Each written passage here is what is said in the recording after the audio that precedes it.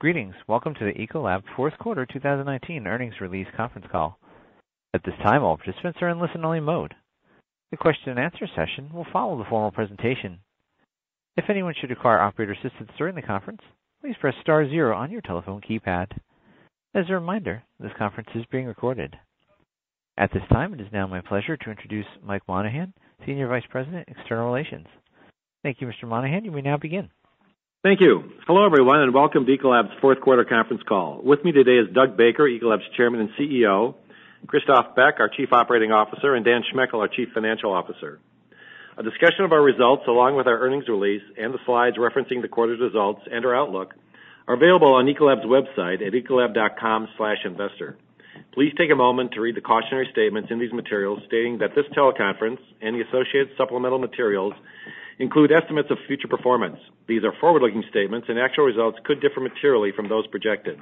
Factors that could cause actual results to differ are described under the Risk Factors section in our most recent Form 10-K and in our posted materials. We also refer you to the supplemental diluted earnings per share information in the release.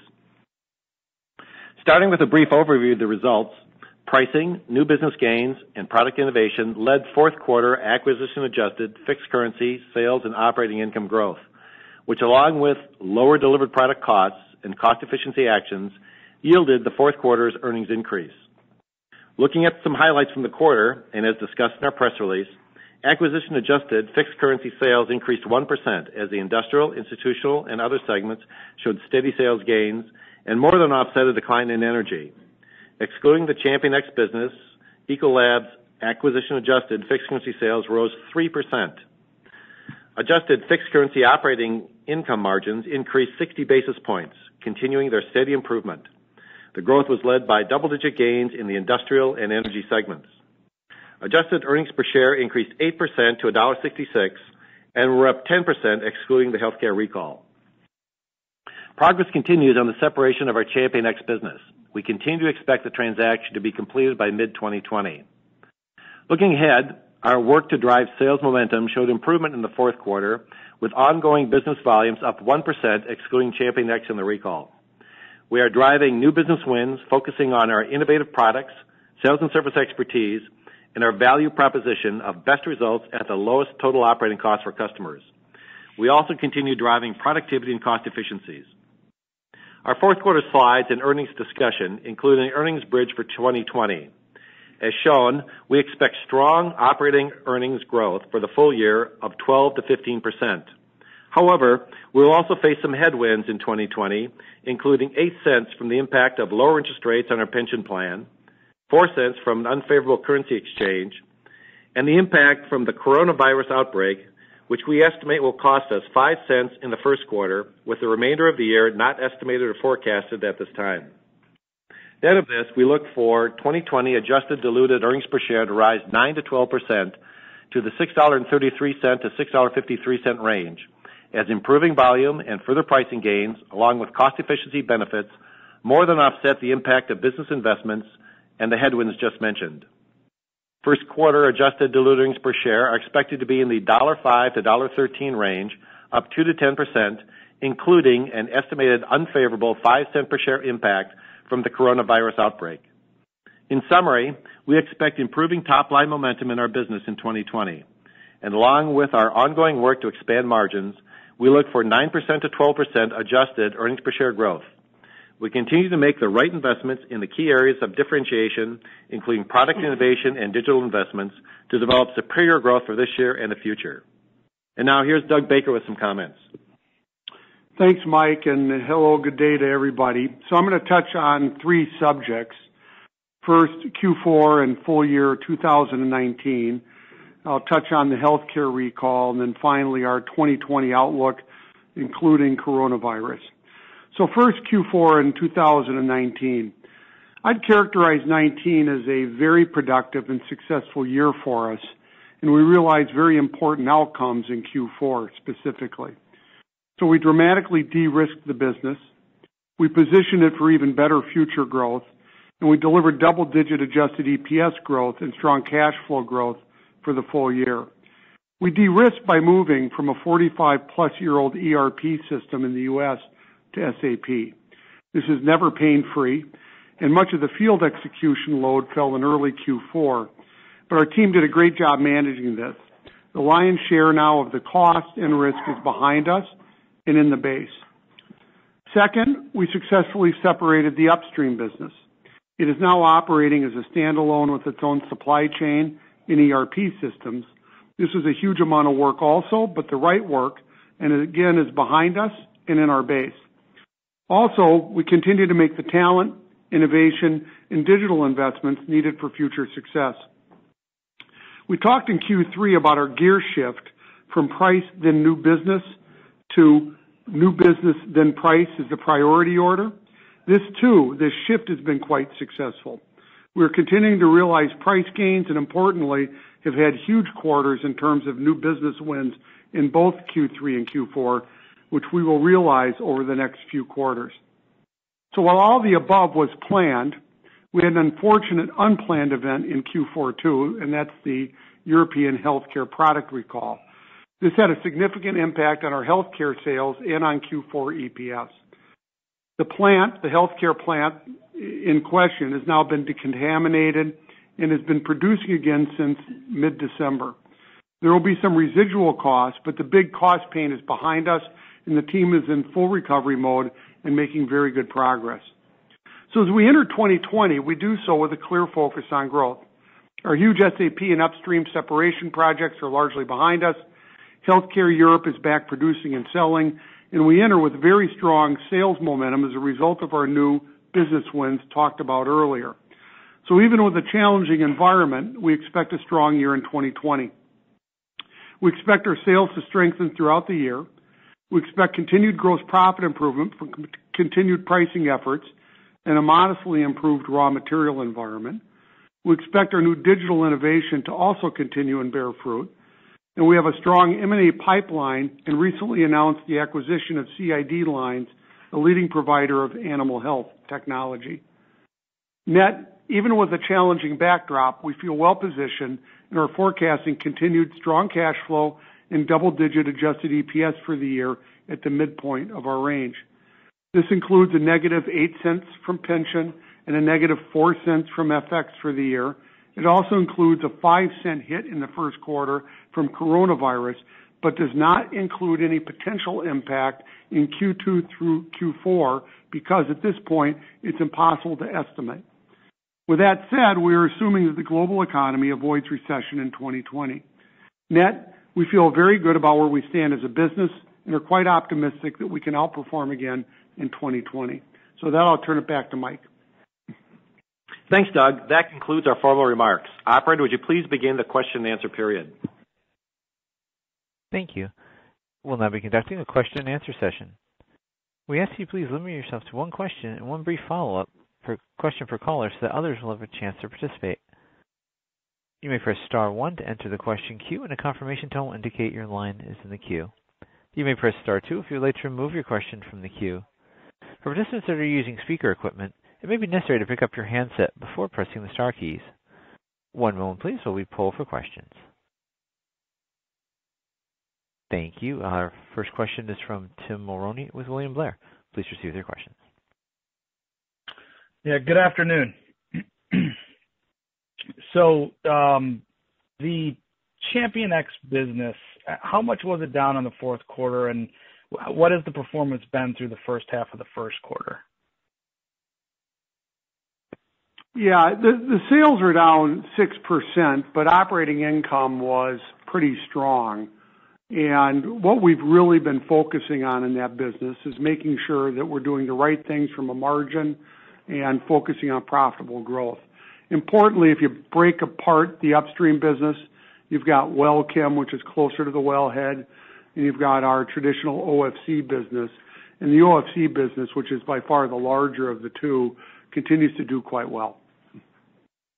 Okay, thanks, Doug. So organic growth at the RemainCo at Ecolab was up 3%, excluding ChampionX. I'm wondering if you could provide that for operating margin. Operating margin was up 60 basis points in total, I think is what you said. But what would that have been up excluding ChampionX? In fourth quarter? Yeah, in the fourth quarter, yeah.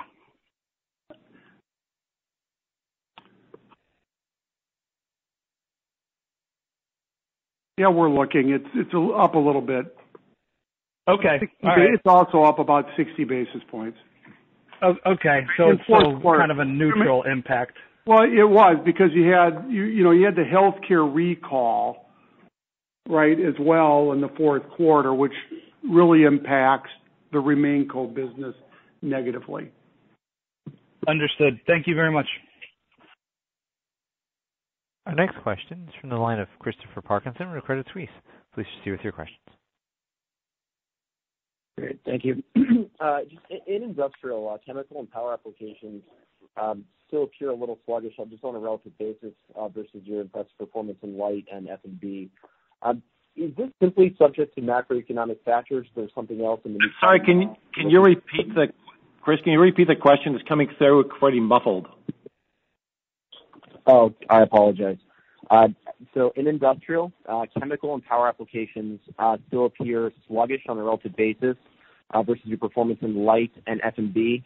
And I was just asking, is this simply subject to macro factors, or is there something else on the new product front we should be looking for as we head into 2020?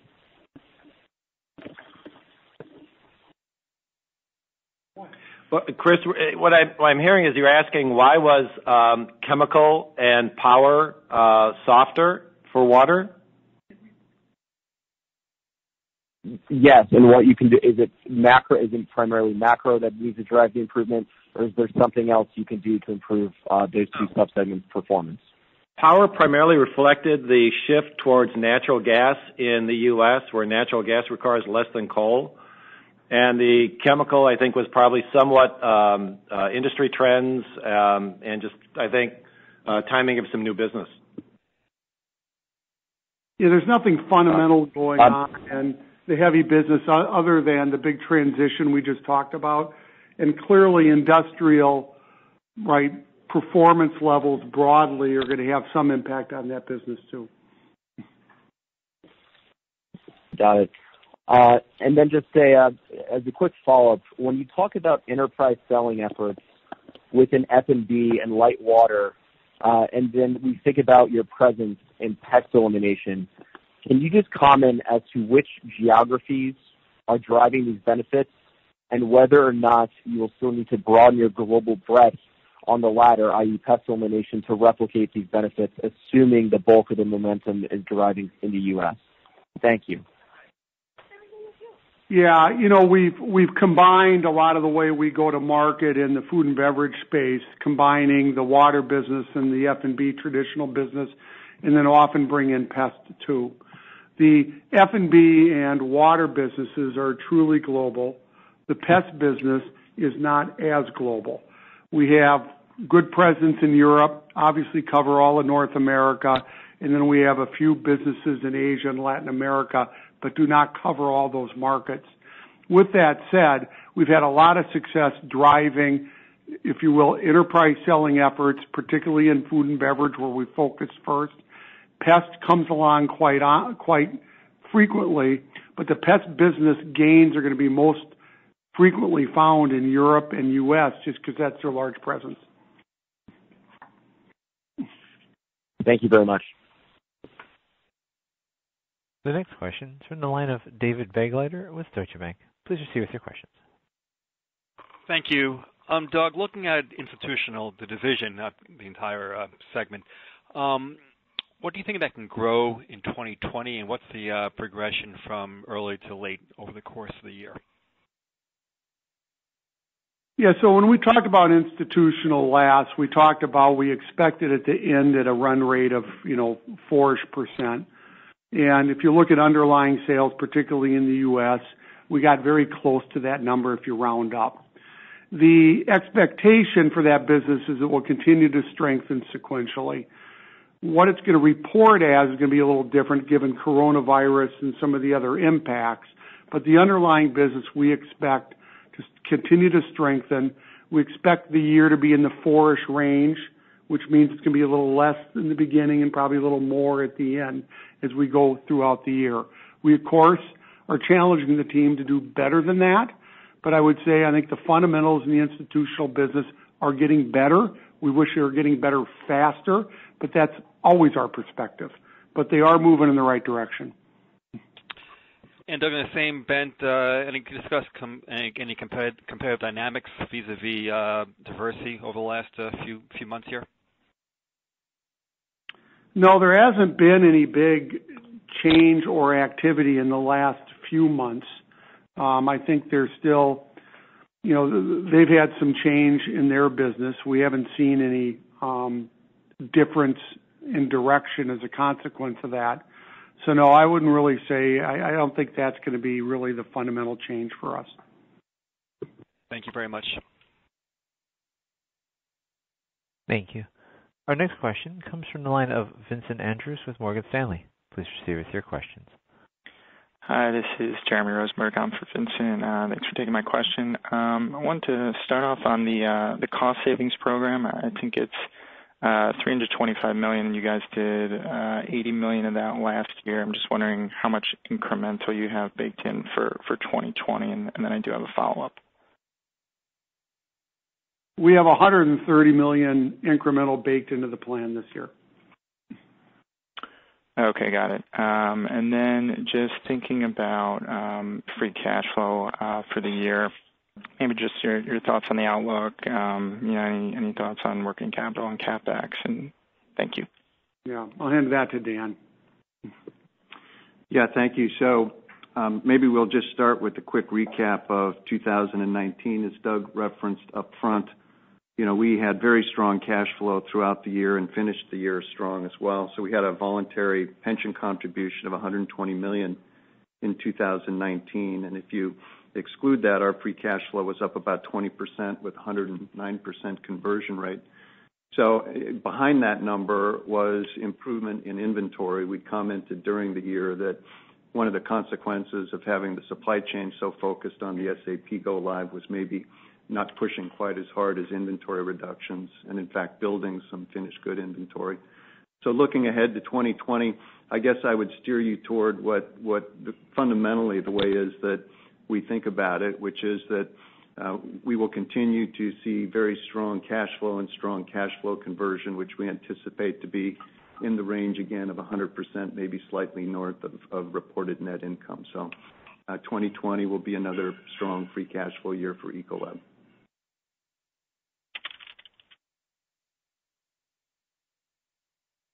Thank you. Clear enough? Our next question is from the line of John McNulty with BMO Capital Markets. Please proceed with your questions. Yeah, thanks for taking my question.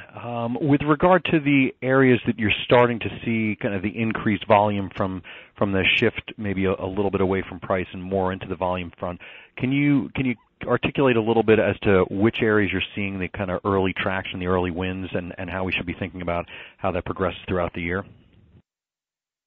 Yeah, John, I'll just add, I'm going to have Christophe answer this. I mean, Christophe early got the team very focused on this shift middle of last year, which is why you started seeing the results in Q3, Q4. And it was a very important shift for us. We know pricing, ultimately, given inflation and other things, isn't going to carry you forever, and we had to get volume growth moving again. We saw a 50-point improvement in volume. If you adjust for the healthcare recall from third quarter to fourth, we expect to see more. Christophe, I'll ask you to give a little color on where we expect to see it. Thank you, Doug. Yeah, it's been a very collective effort that started to become really strong in mid of 2019, which has really generated record new business generation during the second half of 2019. We've seen that mostly in the industrial businesses at the beginning, where we had so strong a momentum, and that's why you've seen as well water and F&B have been up 5% as well, life sciences 13% as well, and then progressively as well moving towards institutional specialty past that will as well lead to better results going forward in 2020. Great. Thanks for the color on that. And then just with the SAP system up in North America, any insight into new targets, opportunities, whether it's on the working capital front, on efficiency measures, anything notable, with the early start of that? Yeah, I would expect ultimately all those things will be targets that we'll get after. What we've seen early is, I would say we recently had a review with our institutional business, and they're already talking about the transparency that they have that they didn't have before in terms of what's happening in specific customers with specific categories. They can see their shipment costs much more clearly and understand the, I would say, ramifications of shipping policies, how you might tweak those and enhance, if you will, our ability to both meet customer needs but do it cheaper. So I think there's going to be a multitude of areas. Putting these in, you're glad it's like a lifetime event because nobody would do it twice, but we're very happy we're through it and now it's starting to bear fruit. Great. Thanks very much for the caller. Thank you. Our next question is from the line of Gary Bisbee with Bank of America. Please proceed with your questions. Hey, guys. I guess just the first one, can you give a little more color on where you expect in the business to see the coronavirus impact? I think in the prepared remarks you called out water and pest, but is it broader than that? And any more color on, how much it's impacting your ability to produce product versus sort of customer pull demand at this point? I realize it's fluid, but any color would be helpful. Yeah, let me just state on coronavirus. I think, there's three levels of impact, and we'll answer your specific question. I'll have Christoph do it after I go through this. There's certainly market demand in China where, that's the principal ground zero right now of coronavirus. So market demand is an impact. Said the secondary impacts are really what's it going to do to global supply chains. Now, it won't impact our global supply chain. We have plants in China, but they're really for China consumption. We don't use it as an export market per se, nor do we rely on specific parts from China for production in other regions around the world. So it is a big worry, I think, broadly about its impact on supply chains. It's not a specific worry for us. But then the third impact is what's it do ultimately to global GDP? And that really is a question of does it spread? How long is it? And if it doesn't spread even, how deep and long does it last in China? And there are all kinds of scenarios. The traditional scenario is these burn out, fairly early, like in March, April, as weather gets warmer. But it's very hard to predict exactly what any of these are going to do. And if it does spread, obviously you've got additional impacts. And if it goes deeper, say into June, and you really have this outage for other supply chains, it's going to have broader impacts. For us, the impacts have been really China-specific. I would expect them to remain China-specific. If it turns into global GDP, we're probably going to be, not as impacted as other companies, but obviously if global GDP goes down, it's not healthy for any company, including ours. So with that, I'll turn it to Christoph to talk about the impacts we're seeing right now. Yeah, I'll just say two things. So on one hand, we are in the infection prevention business, so customers have a natural tendency to come to us for help, but that's a little part of the business to help them to prevent the spread of infection. So long term, it's going to be a good thing, and we're strengthening the relationship with customers locally and globally on that, but there's not much we can do as well for restaurants and plants that are closed as well in the meantime. So kind of short-term negative impact, but long-term probably something which is positive for our relationship with customers.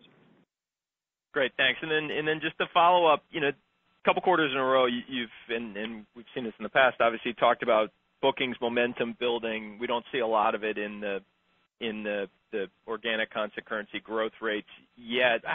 How do we think about how long it takes to onboard new business? Is it very different from business to business, and how quickly should that start to flow through to revenue? Thank you. Yeah, great question. This is Christoph. So it depends, obviously, business by business. Some are much simpler, so the more institutional, so restaurant-like type of business goes quicker. It can be done in a few months. Usually we think a quarter or two to get that rolled out. We talk about chains usually. So when we talk about the regional chain, a global chain, well, that can't happen overnight, but it's kind of a quarter or two. When we think about industrial businesses, so it's plants where much more engineering work needs to be done, that's usually between 2 and 3 quarters. Thank you. Our next question is coming from the line of Scott Schneeberger with Oppenheimer. Please proceed with your questions.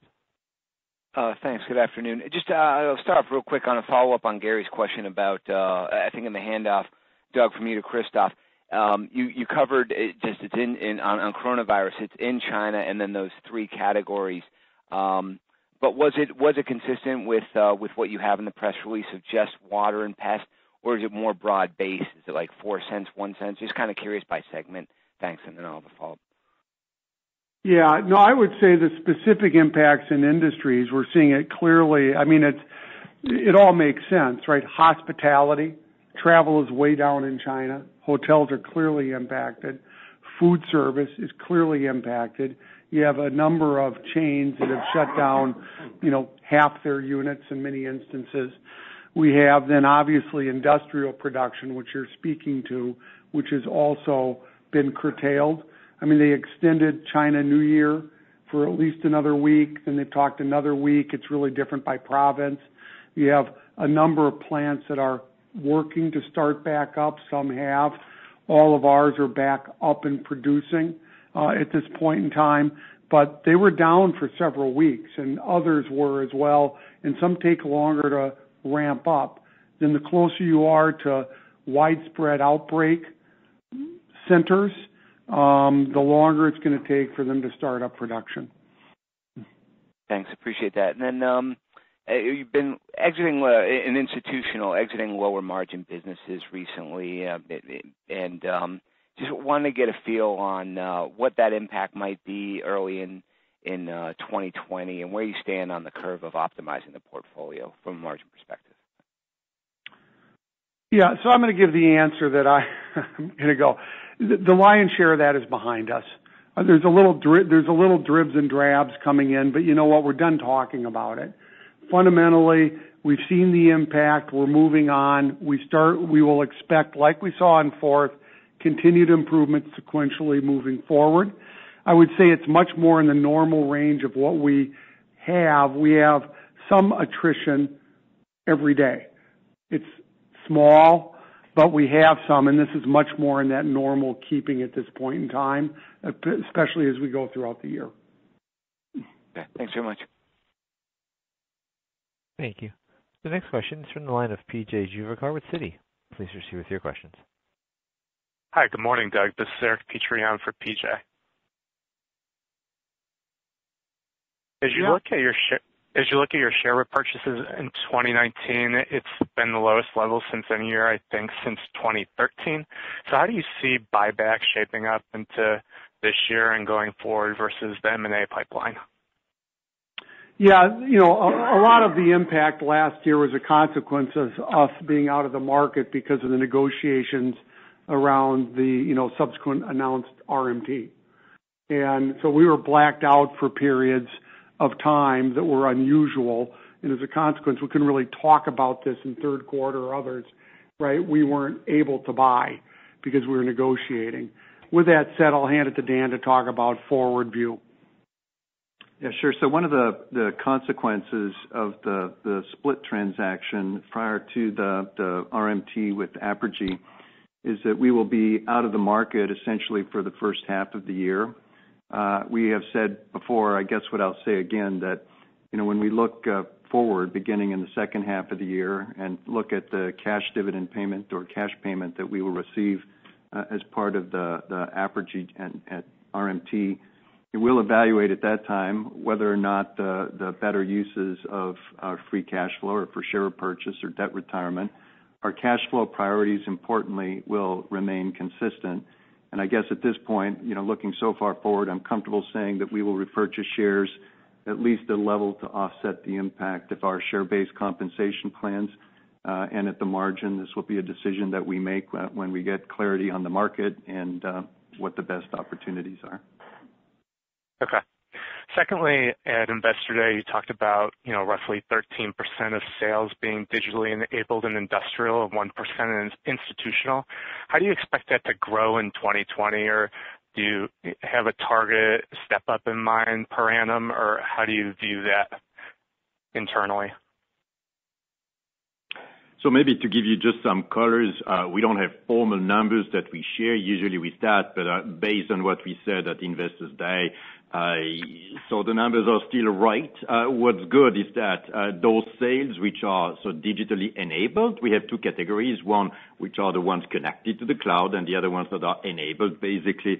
Both of them together are $1.3 billion roughly. It's growing double digits, so it's something which is good, and we expect the same type of growth that we've seen in 19 continue in 20, which is basically helping the rest of the business continue to grow. Helpful. Thank you. Our next question is from the line of John Roberts with UBS. Please proceed with your questions. Thank you.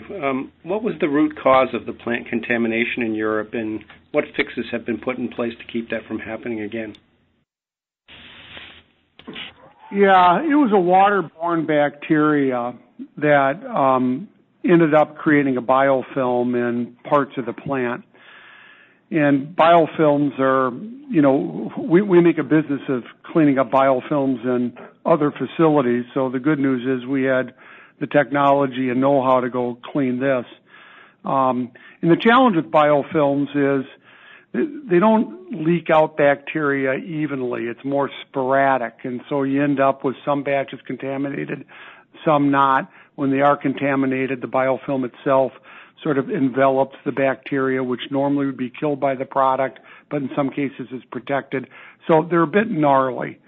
So we've done a number of things. One, we believe we know what the source is, and it was a one-time impact of, in part, moved equipment that occurred, just before we bought the business. But with that said, we know this is a waterborne illness.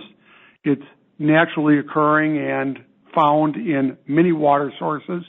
So we have significantly upped the capability we have to ensure that the inbound water is absolutely bacteria-free. We've gone through the plant and redesigned a number of dead-end areas. We're going to continue to do that. We have new aggressive protocol put in place that, frankly, is much more aggressive than we think we need. But, we're going to make a new mistake going forward. So we've taken a number of steps. The team has been all over this. We're back producing. We're, through the 80% of previous production volume, heading to 90 and then over 100. So I think the team's done a good job getting this back up, running, and contamination free. And then healthcare sales were up 3% excluding the recall.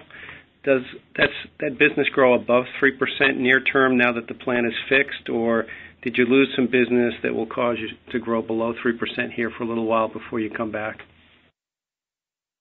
Yeah, in the nature, this occurred in Europe, and so there's still going to be impact in the first quarter because December is part of our international first quarter. And so, we're through it, but that impact is still going to hit part of Q1, but not nearly at the same level as it did in the fourth quarter. That is, by the way, in our forecast, so it's not any new news that's coming down the pike. Yeah, I would expect there's going to be a pipeline refill that will occur. Certainly, we're going to go annualize against the recall event in the fourth quarter. You would expect to see larger sales as a consequence of that. At this point in time, I can't give you blow by blow if we lost any business as a consequence of this. It's a real possibility, but something that we are going to certainly work to earn back if that's in fact true. We do not have any numbers on that at this point in time, and I don't believe that's going to be the main story. Okay, thank you. The next question is from the line of Jeff Zekauskas with J.P. Morgan. Please proceed with your question. Thanks very much. Your energy business had revenues that fell in the fourth quarter, I think, by $32 million, and your operating profits were up 11. How did you do that? How did profitability improve so much? Yeah, well, there's been a lot of work on cost savings, a lot of work on formulation work, i.e., how do you produce efficacious formulas, at least at equivalent value, not better, at lower raw material input costs. We talked about this work in previous calls. When you're on the high trajectory growth rate, all you're really working to do is meet demand. We've had a period of time here where we've been able to reformulate, lower, if you will, the cost of goods kind of on a permanent basis, and I think the team's done a very good job doing that. It allows them to compete in a much tougher environment effectively. So a lot of the work there. There has been big focus on specific businesses where we were upside down in cost. There's some parts of the North America OFC business that were not going to work from a mass standpoint. They've taken out heads, retooled work, made sure that we can meet customer needs in a more efficient way. It's all those things combined. We expect even moving forward in the first quarter, we're going to have probably sales decline and significant OI growth in that business. So the OI, EBITDA trajectory of that business is quite favorable.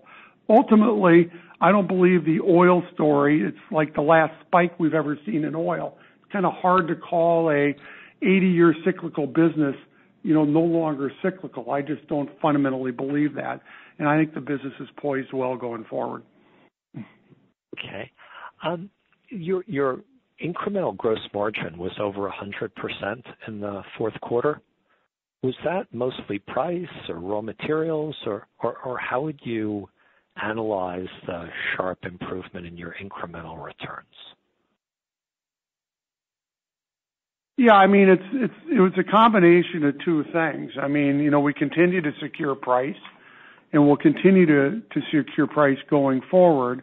And we also had softening of the raw material markets, which we had forecast as well. So when you get the combination of those, you end up with happy news in your gross profit line. Great. Thank you so much. Thank you. Our next question comes from the line of Rosemarie Morbelli with G Research. Please proceed with your questions. Thank you. Good morning, everyone. Doug, when we look at the top line growth, adjusted for acquisition, so we have water up 5, food and beverage 5, life sciences 13, etc. Were there anything specific in those particular type of growth rate? Can we put that 2% price in all of them?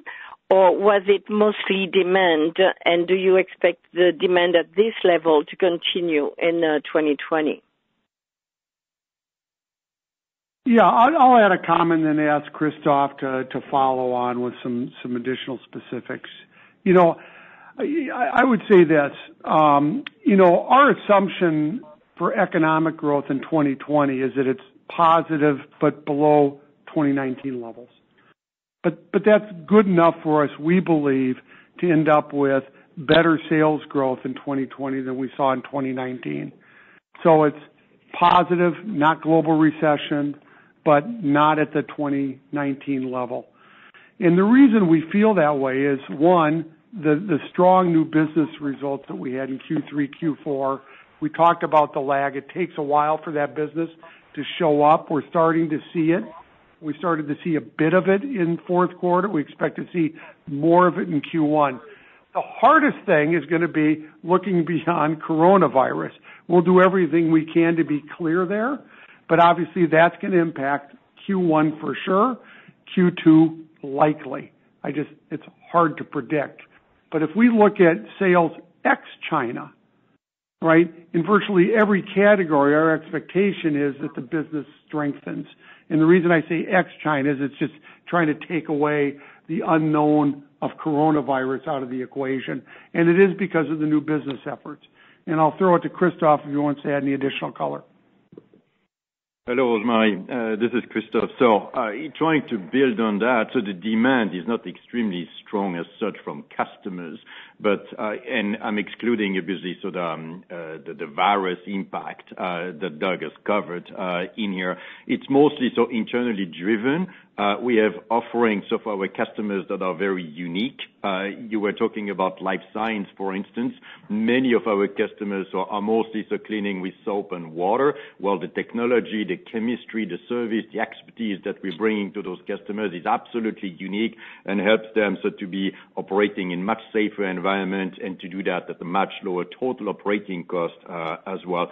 Beyond that, so we have very unique corporate account management structure. As you know, we have this food and beverage global solution, corporate account organization that is really bringing together water and hygiene in a very unique place. Most of the competition can't do that, so we're in a very unique position to offer that to our customers. And ultimately, what's also interesting is that, well, we do that in a way that gives them a high return. So it's not a cost question, it's a total cost. The more they invest with us, the better off they are with their own operations, and that's driving a lot of demand of what we're doing. So ultimately, that's what we've been doing the last 2-3 years, Rosemary. Okay, thanks. And then following up quickly on pricing, you had 2% growth rate overall this year. Should we anticipate that next year will not be any more than 1% as raw materials are coming down and eventually there is going to be some kind of a balance between the two? Yeah, you know what, Rosemary, it's going to be, look, we round above a 2 this year, and we'll probably round to a 2 in 2020. It's not going to be reported as a vast difference, but clearly we expect pricing to be positive in 2020 at a lower rate than 2019, but not dramatically. All right, thank you. Thank you. The next question is from the line of Lawrence Alexander with Jefferies. Please proceed with your questions. Good afternoon. Just want to follow up on one of the earlier coronavirus discussions. Can you put this in longer-term context? When you look at other outbreaks that Ecolab has had experience with, what does it take for it to turn into a sustainable change in Ecolab's brand position in the affected region, or longer-term growth rate as opposed to a blip in operations? Well, you know, the past ones, I mean, be it H1N1 or SARS, I mean, SARS is probably the most well-known. You know, SARS is a different animal. It was less contagious, but more deadly. Probably like 5 times more deadly, but easier to contain because it's really how easy is it to transmit to other people is the number one factor in how easy or difficult is it to contain. And unfortunately, this coronavirus appears pretty effective at being transmitted from one host to another, to use like the science term. I would say this. I think, you know, our guess from the literature we've read, from our scientists' viewpoint is, you know, coronavirus is whatever happens during this season is likely going to reoccur in other seasons, much like you see the flu and others. And I don't know if this is going to have a fundamentally huge change in people's perception of us. I think if you go to China, we're viewed as the food safety, antimicrobial experts in that country. We've had very good relations and worked very well in coordination with the Chinese government, the China FDA, et cetera, for a number of years. We'll continue that work. Our customers rely on us in these instances. I think if you go back to H1N1, that was really the advent of all the hand sanitizers you see in lobbies of all commercial buildings. Before that, it didn't exist. So it clearly changed the demand permanently for hand sanitizing products, et cetera. You may well see that kind of outcome as a consequence of the coronavirus too. That's harder to predict. And then there's been some discussion in China of moving from the open markets to a more industrial food production. Would that provide sort of a faster growth ramp for Ecolab in China, or should we think of it as not really affecting your growth rate? No, certainly. I think there will probably be some changes in the way they think about the live markets going forward. And the food has been shifting there to more prepared, more production food for quite a while. And that trend, I would agree with you. This is going to be more an accelerant of that trend. It's certainly not going to slow that trend down. That's been a very positive trend for us because when you're doing large-scale food, you need to make sure that your food safety is really good or you're going to poison a lot of people. at one time. And so all that move has been quite positive for us. We've always expected that to continue going forward, and I don't think coronavirus is going to do anything but accelerate that. But that, again, is hard to predict. Thank you. Thank you. The next question is from the line of Mike Harrison with Seaport Global. Please proceed with your questions. Hi, good afternoon. Was wondering, in the specialty business, you noted in some of your prepared remarks the strength in the food retail portion of that business. You mentioned new accounts as well as some new program introductions. Can you give us a little bit more detail as to what has been driving the strength in that food retail business? Yeah, that was one of the earlier adopters of digital. So clearly our program, which is now coupled with digital, allows even more transparency and better communication with customers so they have more visibility as to what's going on in their stores, has helped. We secured a number of new chains in that business, as we have in a number of businesses. You know, that's always been a little bit of an elephant hunting game. So sales growth, it grows every quarter. It will grow faster, obviously, after you land a couple of these large chains. That's the situation we're in. But the truth is, we have a number of those stories.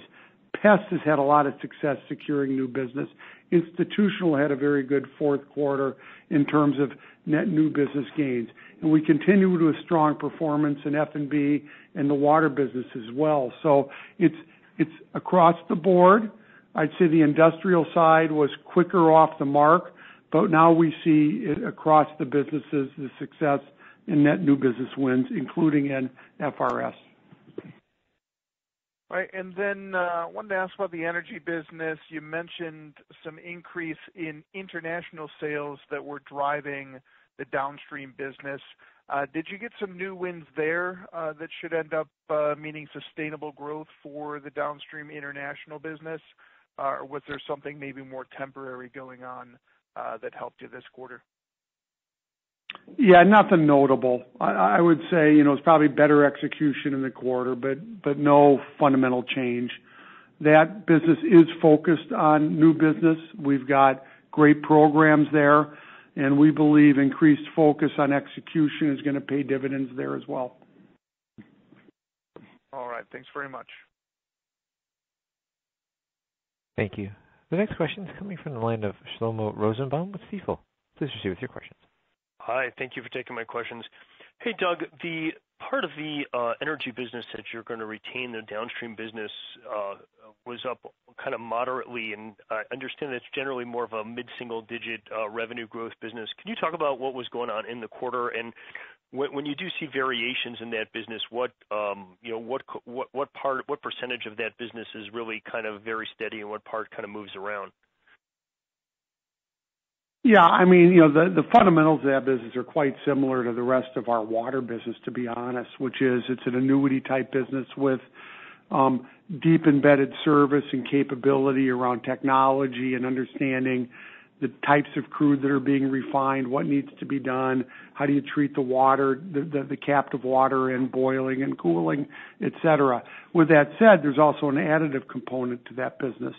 So much like circle the customer execution in other industries, we've also done the same in that industry for a number of years. And so the additives can be a little more up and down based on consumption and or seasonality. The fourth quarter for that business, sales were around the 3% rate. They were, fairly solid. It was the best growth that we had all year in that business. So I would say, to your point, yeah, we do view this as a mid-single digit type business going forward. It treats not only fuel refinery businesses, but also petrochemical plants. And, long term for sustainability, we are going to need plastics and derivative type lightweighting products to enable fuel efficiency and other things. I mean, that's what the world is counting on. I know plastics are under a lot of pressure. There are good plastics and bad plastics, and we make sure we don't throw out the good plastics with the bad plastics. Okay, great. And just as a follow-up, just on the pest business, it's generally been kind of 6 to 8%, came in at 5%. I know there's some timing of new business. Is there anything to call out over there, or just kind of that's kind of the ebbs and flows of the business in general? Yeah, no, honestly, we're feeling pretty good about pest. We don't like the 5%, but we like the fact that it was coupled with an incredibly strong new business win portfolio in Q4 too. So we expect that business to accelerate. Great, thank you. Thank you. Mr. Monahan, there are no further questions at this time. I would like to turn the floor back over to you for closing remarks. Thank you. That wraps up our fourth quarter conference call. This conference call and the associated discussion slides will be available for replay on our website. Thank you for your time and participation. Our best wishes for the rest of the day. Ladies and gentlemen, thank you for your participation. This concludes today's teleconference. You may now disconnect your lines at this time and have a wonderful day.